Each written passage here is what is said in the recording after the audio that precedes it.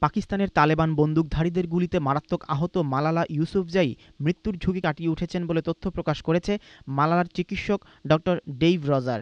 আহত হবার ১০ দিন পর মালালা এখন অন্যের সহযোগিতা নিয়ে কিছুটা উঠে দাঁড়াতে পারছেন।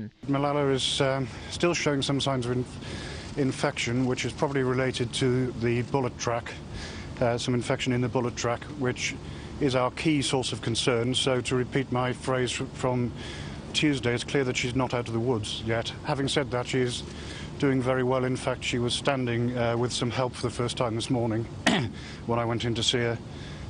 She's communicating very freely. She's writing.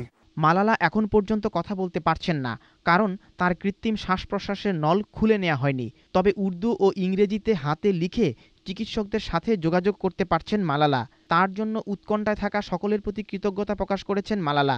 ৯ October Pakistani কিশোরী মালালা ইউসুফজাই তালেবানদের হাতে গুলিবিদ্ধ হবার পর তাকে পাকিস্তানে চিকিৎসা দেওয়া হচ্ছিল।